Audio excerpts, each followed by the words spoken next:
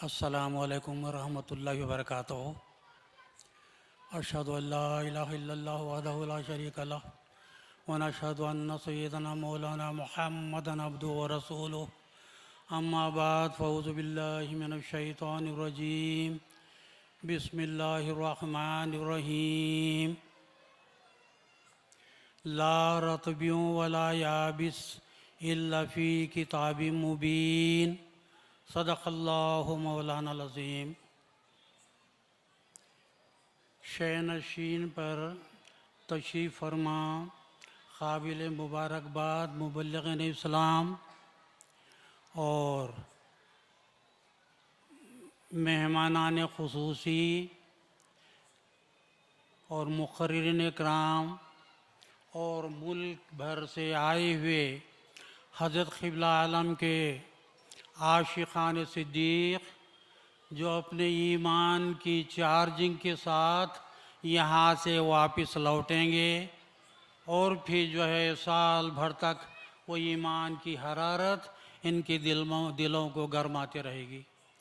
हज़रात गिरामी, मैंने अभी आपके सामने कुरान करीम की सूरे अनाम की 59वीं आयत करीमा का एक हिस्सा सुनाया है, जिसमें अल्लाह तबारक व ताला फरमा रहे हैं ला रत्बिन वला याबिसिन इल्ला किताबिम मुबीन।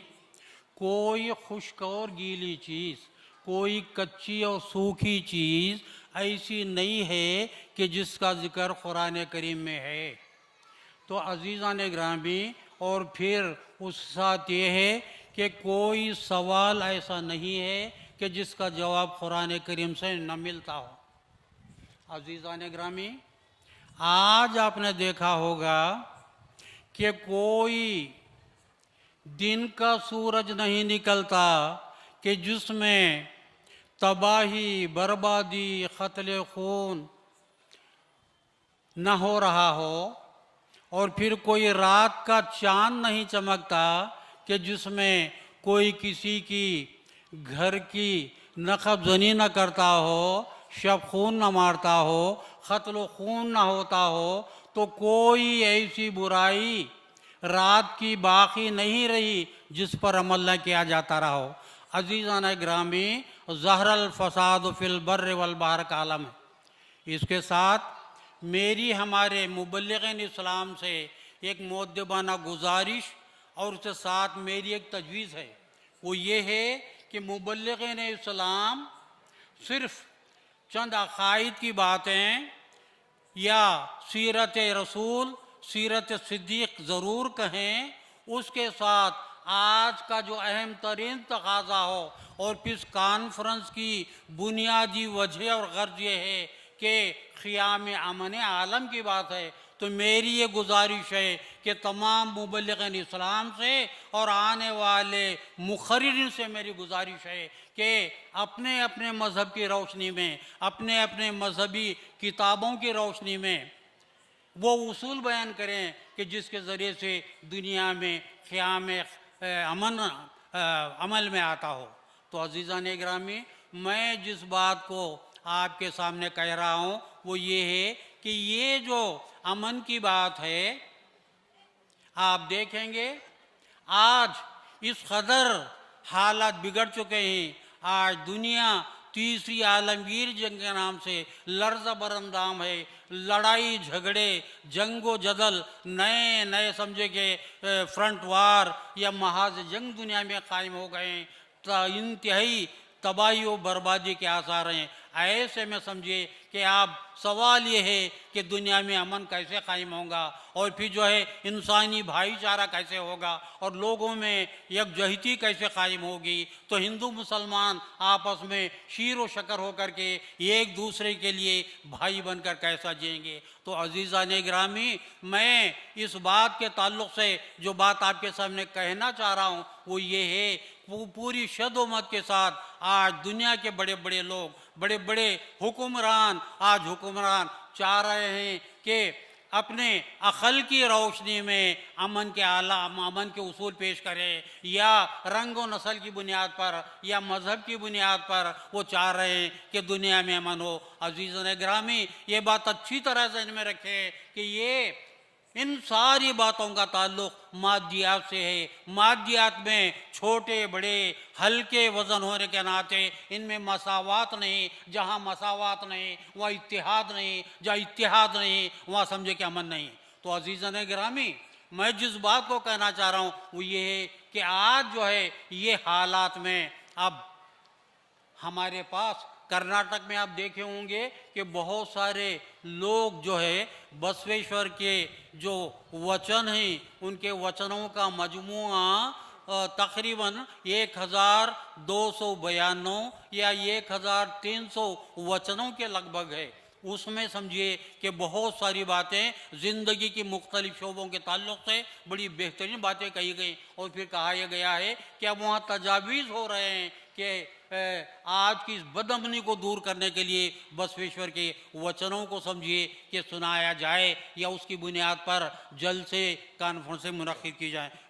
अज़ीज़ान गिरामी, मुझे जो है वो अभी उम्र का तकाजा, मुझे कोई वचन मेरे मुताले में आए मगर याद नहीं हो सके, मैं एक वचन को बड़ा दिलचस्प है आपके सामने रखते हुए उसकी वजाहत कर रहा हूँ। और वो वचन है करड़ी ज़बान में। गुब्बी हेरवर मनय तन्न मने ಎಂಬಂತೆ ಧರೆದನವನಿತೆಯರೋ ಎನ್ನವರು ತನ್ನವರೆಂದು ಹೋರಿ ಹೋರಿ ಸಾಯುತ್ತಿದೆ ಜೀವ ಸರ್ವಕರ್ತ ಕೂಡಲ ಸಂಗಯ್ಯ ನೊಬ್ಬನೆ ಎಂದರಿಯತೆ ಕೆಟ್ಟರು। अब ज़रा सा इसके तर्जुमे को मैं सुनाता हूँ। देखिए, गुब्बी हेरवरा मने या तन्ना मने यम्बनते, बड़ी दिलचस्प बात, बड़े अच्छे मिसालों की तारीफ से ज़रिए वो समझाते हैं। वो कह रहे हैं इस बात से कि हमारे बहुत सारे कर्नाटक के अगर हम हामियान अंजुमन अगर आए हों तो अच्छी तरह से वो इसके मतलब को समझ रहे हैं। तो कह रहे हैं कि गुब्बी हरवर मने या तन्ना मने अम्बते, एक चिड़िया क्या करती है, किसी बंगले की दीवार की सुराख में या किसी हवेली की दीवार की सुराख में अपना घोंसला बनाती है। वो कड्डियों से पत्ते पाले से बनाती है, उसमें अंडे देती है, बच्चे होते हैं और फिर समझे कि उड़ती है, दाने लाती है, फिर जो है वो बच्चों को खिलाती है।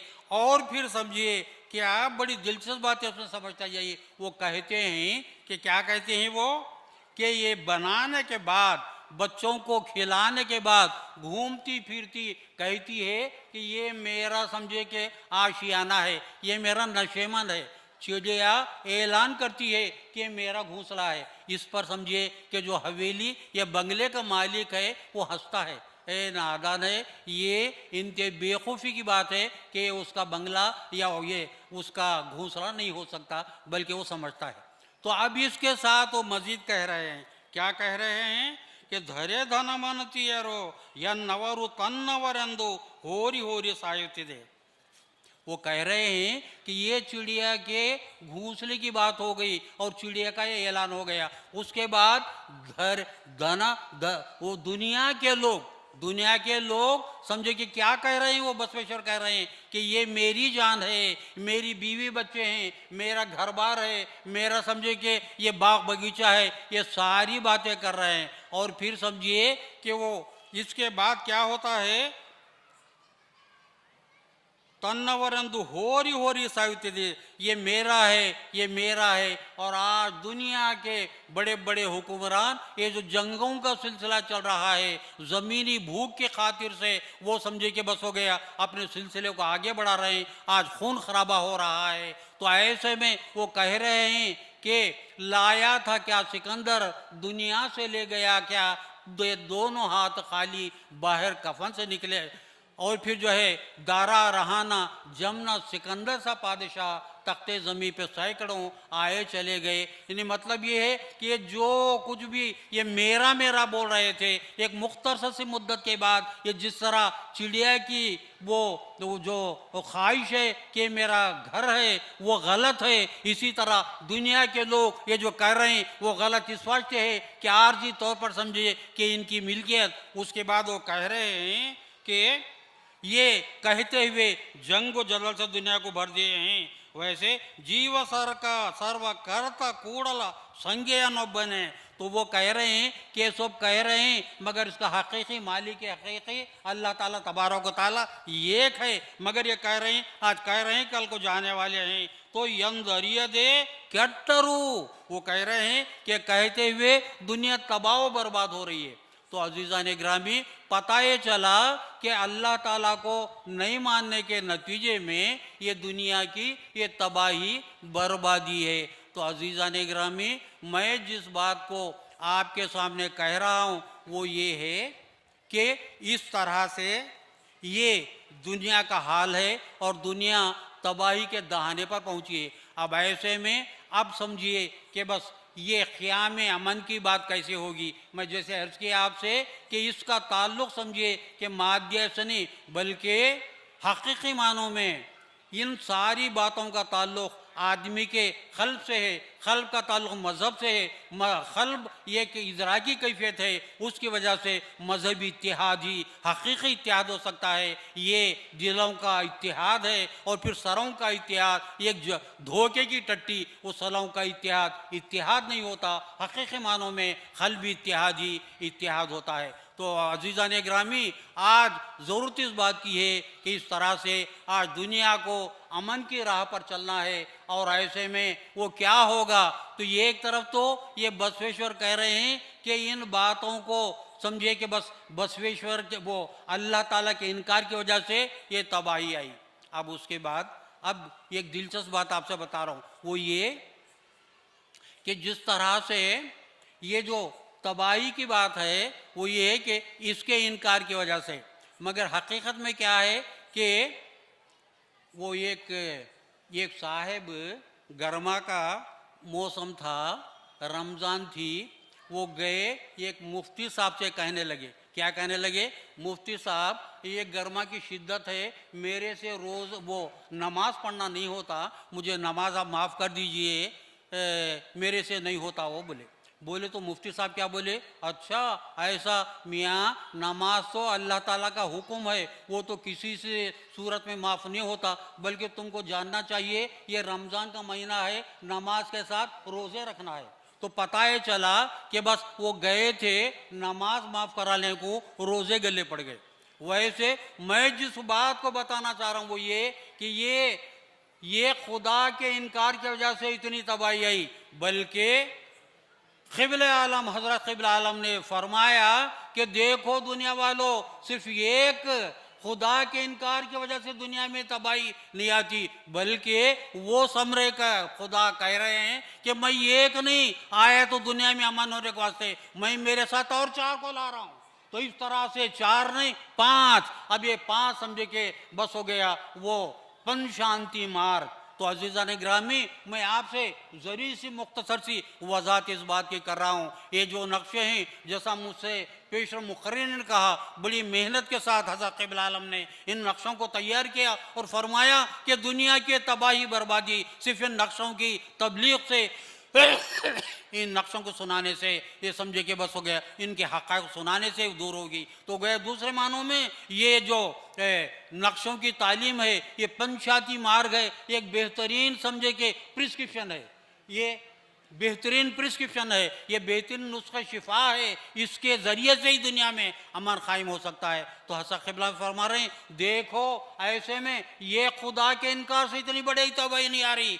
दूसरी बात ये है, एक तो खुदा के ताल्लुक़ से फरमाया गया कि अल्लाह ताला की तौहीद की बुनियाद पर समझिए कि दुनिया में मसावत इंसानी है। एक तो खुदा के ताल्लुक से ये तौहीद की बात होगी, एक ओ जगदीश्वरा, एको जगत गुरु। क्या दिलचस्प बात है, जिस तरह से अल्लाह ताला एक हैं इस कायनात की, इस दुनिया की, समझे कि बस हो गया वो वाहिद शख्सियत है। अल्लाह के रसूल सरकार मदीना सल्लल्लाहु अलैहि वसल्लम ही जगत गुरु हैं। इस वास्ते कि जगत एक है, जगत के गुरु अनेक नहीं हो सकते, जगत गुरु भी एक ही होना चाहिए। अब आप बोलेंगे कि साहब एक ही जगत गुरु को हैं, दो अगर होते तो क्या होता था। देखिए दिलचस्प बात बता रहा हूं, सुनिए। वो ये कि एक जगत गुरु जो हैं वो मेरे और आकाए दो जहां सरकार मदीना सल्लल्लाहु अलैहि वसल्लम, वो तो फरमाएंगे कि देखो खुदा एक है, वो मालिक हकीक एक है, उसकी इबादत होनी चाहिए। मगर दूसरे अगर जगत गुरु होते तो वो बोलेंगे देखो मैं भी तुम्हारे रैंक का हूँ, तुम्हारे मुकाम का हूँ, तुम्हारे मुकाबिल में हूँ, तुम ये खुदा की इबादत कराते हैं, मैं 33 करोड़ की इबादत करा तो बोलते। तो इसके नतीजे में क्या होता, दूसरे जगत गुरु नहीं, ये एक ही जगत गुरु हैं। अब फिर दूसरी बात, एक बुनियादी बात, अगर कोई कहते हो कि जगत गुरु, सही मानों में जगत गुरु वही होंगे, या युहन्नास इन्नी रसूलुल्लाह अलैकुम जमिया वर्षब कुरान, यानी ए इंसानों मैं तुम सबकी तरफ अल्लाह का रसूल हूँ, अल्लाह का नबी हूँ। तो पता है चला कि जगत गुरु जो होगा उसका दावा होगा सारी इंसानियत के लिए, कुम के ज़मीर जो है सारे इंसानों के लिए। और फिर जो है अगर वो सारे इंसानों के लिए समझे कि अल्लाह के रसूल नबी होंगे, तो फिर जो है वैसे में दावा। और साथ दूसरी बात ये होगी कि वो नबी वो होंगे, उनके साथ समझिए कि सारी किताबों में उनके ताल्लुक से बशारत होगी। तो ये समझिए कि बस हो गया ये जगत गुरु की बात। अब उसके बाद जी एक बात और एक बात, तो ये उसके बाद सर्वावतार सत्य। अब दुनिया के सारे नबी सच्चे, सारे अवतार सच्चे, मगर दिलचस्प बात ये है कि मुजद्दिद अल्फ़सानी कहते हैं वो अपने मकतूबात में कि हिंदुस्तान में भी गुरु जगत वो नबी आए हैं, और फिर जो है ये मुख्तलिफ मकामात पर नबूवत का परताव नज़र आया। और फिर जो है श्री कृष्ण के ताल्लुक़ से बाज़ उर्फा कहते हैं कि हिंदुस्तान की सरजमीन में समझिए कि बस बांसुरी की सुरीली आवाज़ में वो समझिए कि बस हो गया नबूवत की ले नज़र आई। चुनाचे मनाजिर हसन गीलानी उस ज़माने के बड़े आलिम, और फिर जो है वो अपनी नबीउल ख़ातम किताब में अब श्री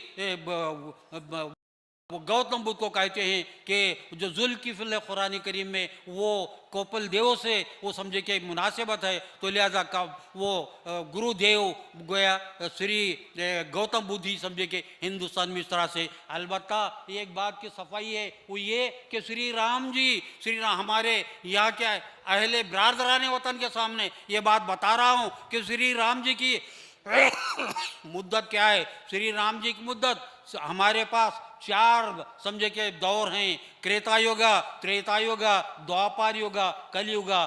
त्रेता युगा में श्री राम जी आए, उसके बाद द्वापर युग की मुद्दत जो बताई गई है वो 8,64,000 साल की मुद्दत है। और फिर जो है अब ये जो कलयुग शुरू हुआ है इसमें समझे कि 5,100 साल हुए हैं, तो इस तरह से 8,64,000 प्लस 5,000 साल तकरीबन श्री राम की वो दौरे हुकूमत जो है आज से पौने, अगर कोई कह रहे हैं 10 साल, तो वो 10,000 साल नहीं है, बल्कि किताबों के हवाले से मैं कह रहा हूँ तकरीबन 9.25 लाख साल पहले की मुद्दत श्री राम जी की है। तो अज़ीज़ान गिरामी ये सारी बातें आज तौहीद की तालीम मैं हमारे मुबल्लिग़ीन से और फिर मुक़र्रिरीन से, ये हमारे ये जो मुख्तलिफ़ ज़बानों के बोलने वाले मुक़र्रिरीन, उनसे मेरी गुजारिश है कि आज पूरी शद्दोमत के साथ आज दुनिया तबाही के दाने पर पहुँची है। दुनिया समझे कि बस एक बारूद के ढेर पर रहे, एक चिंगारी से दुनिया तबाह हो सकती है। तो अल्लाह बचाए, इस दुनिया को अमान का गहवारा बनाए, फिर शांति सागर बनाए। तो मुबल्लिग़ीन से मुक़र्रिरीन से मेरी गुजारिश है कि वो इन मज़हब की समझिए कि मेल जोल की अखलाक़ी तालीमात के साथ शद्दोमत के साथ समझे कि बस वो क़ियाम अमन इस्लाम की बात बताएं। तो ये मुख्तसर से ये थे, मुझे को बोलना था मगर चिट्ठी आ गई, अपने बात को ख़त्म कर रहा हूँ। खुदा हाफिज़, सलाम अलैकुम।